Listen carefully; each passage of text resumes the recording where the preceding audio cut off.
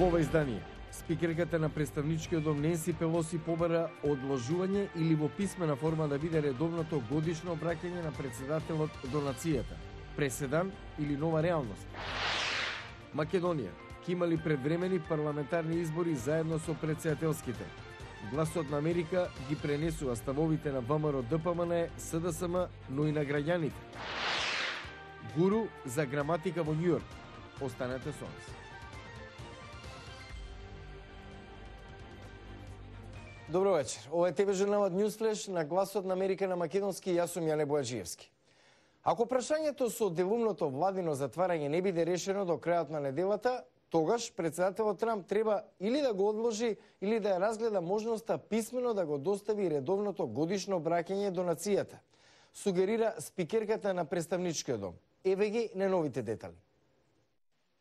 Ненси Пелоси го аргументираше ставот со загриженоста за неопходните безбедносни подготовки потребни за годишниот настан во Конгресот, кој што треба да се одржи на 29 јануари.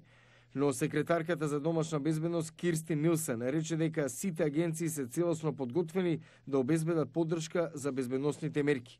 Председателот Трамп јавно засега не ја коментираше сугестијата на Пелоси. И натаму 800.000 федерални работници или се дома или работат без плата за време на делумното владино затварање кое денеска влегува во 27-миот ден.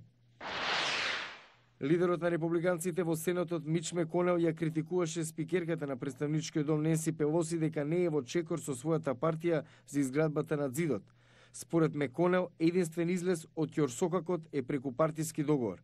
Лидерот на демократите во представничкиот дом Чак Шумер посочи дека Меконел се оградува од овластувањата.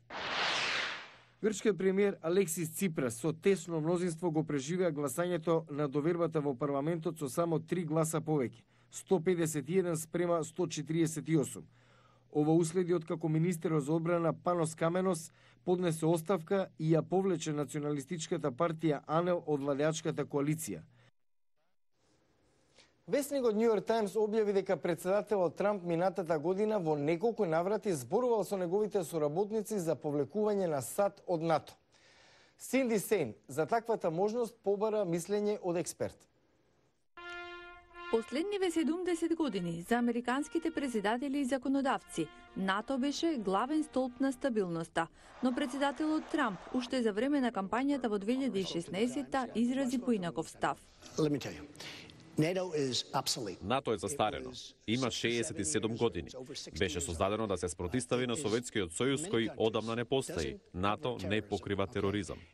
Подосна Трамп ја повлече таа изјава, но продолжи да врши притисок на европските сојузници да ги исполнуваат своите обврски. Така беше и минатиот јули. Со години председателите доаѓаат на овие состаноци и зборуваат за трошоците што ги носат САД и за огромниот успех на НАТО. Сите се согласуваат дека другите треба повеќе да придонесуваат. Реагирајќи на извештајот на Нью Йорк Таймс, аналитичарите изразуваат загриженост за еднината на НАТО, особено по заминувањето на секретарот за одбрана Џим Матис.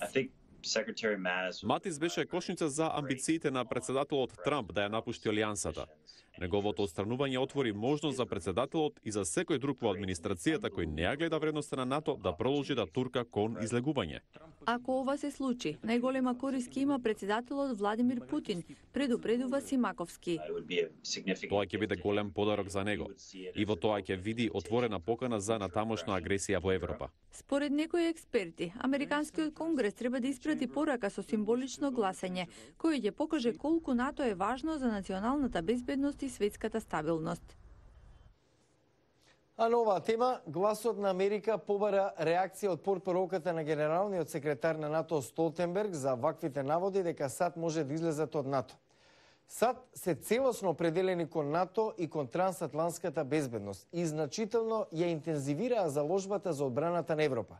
Како што кажа председателот Трамп на самитот минатиот јули, НАТО е важен за САД. Силен НАТО е добар за Европа и за Северна Америка. Се вели во писмената реакција од портпаролката Оана Лунгеску. Инаку, како подсетување, министрите за надворешни работи на НАТО се среќаваат во април токму во Вашингтон, на 70-та годишнина од подпишувањето на трансатлантската спогодба 49. А ние го вртиме погледот кон Македонија. Ке има ли предвремени парламентарни избори заедно со претседателските? Ова прашање го покрена опозицијата веднаш по изгласувањето на уставните измени и побара одржување на избори. Колегата Мики Трајковски го сондира мислењето на граѓаните, но и ставовите на високи функционери од СДСМ, Дамјан Манчевски и од ВМРО-ДПМН Игор Јанушев. Со тие парламентарни избори колку пати правиме во другата партија? 3 пати. 3 пати му го продолжува мандатот на премиерот, само пој. Тие го направи 11 години на власт. Па повода нема.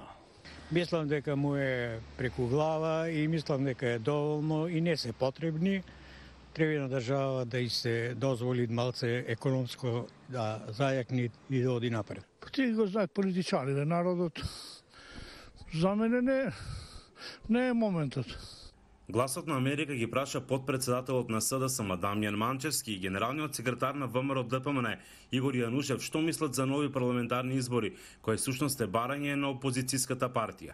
Тоа е главната причина за која што инсистираме на предвремени парламентарни избори.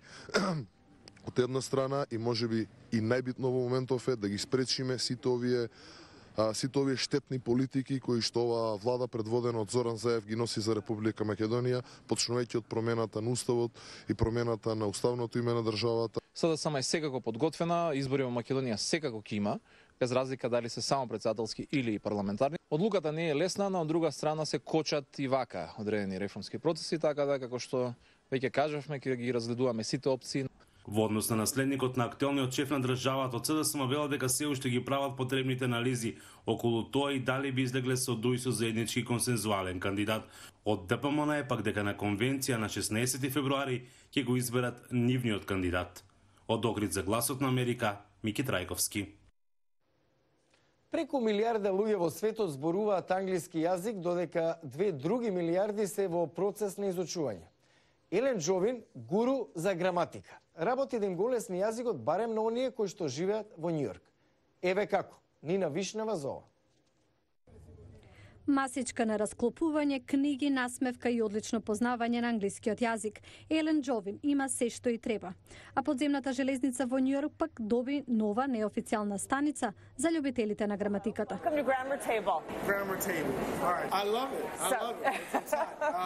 Джовин е влюбена во англиската граматика. Заедно со низиниот сопруг поседуваат компанија за комуникацијски развој. Традиционалните часови, како и оние онлайн, се низиниот живот, но таа сепак одлучи да внесе промени преку отворање камп во подземната железница и на њујоршките улици. Го ставам знакот и за околу 30 секунди некој ќе се појави и ќе ме праша нешто, како на пример колку зборови знае Доналд Трамп. Иако ова е повеќе политичко отколку јазично прашање, Джовен верува дека разбирањето на правилата на јазичната структура ќе им помогне на луѓето подобро да се разберат на меѓународно ниво.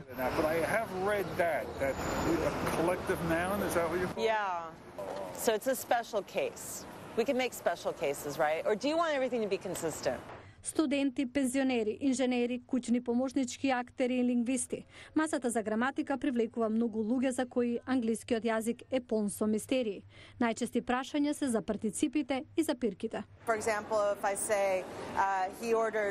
Например, ако кажете дека некој нарачал салата, шпагети и вода пред и, можете да ставите запирка. Таа се нарекува Оксфорд или сириска запирка.